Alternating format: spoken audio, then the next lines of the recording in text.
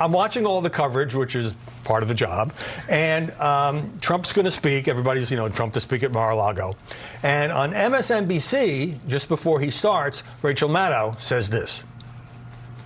This is basically a campaign speech in which he is repeating his same lies and allegations against his perceived enemies. It is just getting started. So far, he's just giving his normal list of grievances. We don't consider that necessarily newsworthy. So MSNBC attacks Trump, 23 and a half hours a day, and then decrees that his viewers shouldn't see his speech for 25 minutes, because that would be horrible. Even though MSNBC could then spend the next 23 hours attacking the speech, whatever they think is false.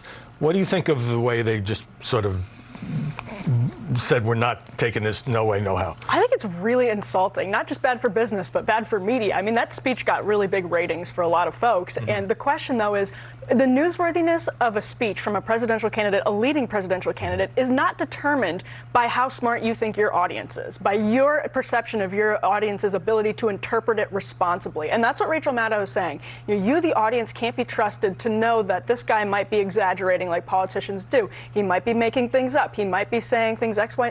That's not her job. No other politician has ever done that. Right, yeah. Right. And that's not her job. That's the audience's job. So I think it's insulting and strange that after the Trump era, we're almost 10 years into it at this point, they still haven't learned that lesson and have doubled down on bad decisions. Yeah, in fairness, other MSNBC shows, particularly the next day, ran clips of the speech. I mean, how could you not? You want to talk about what he had to say, and then you can critique it. That's what journalists do. Liz, it seems almost condescending to me. We don't want you to hear what the Republican frontrunner has to say because you might fall for it.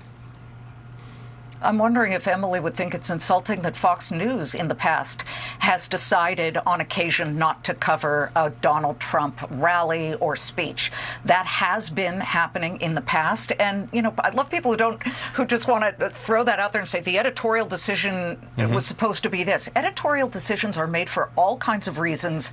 And MSNBC feels that their viewers probably didn't want to see what maybe they felt was going to be the same old grievances or some lies. President Trump going out there, Howie, and saying that this doesn't happen in first world nations, only third world nations. Well, actually, it does, if you're going to fact check that. Nicolas Sarkozy and Jacques Chirac of France both were prosecuted and convicted. Okay. Benjamin Netanyahu of Israel went through a trial on bribery charges. Silvio Berlusconi of Italy. This does happen in first world nations. So, decisions are made for different reasons. When Fox didn't take the 2 January 6 committee hearings in prime time, I was critical of that. They did run all the other daytime hearings. And so I just think let the viewers decide. They're smart, and you don't have to shield them from this sort of thing.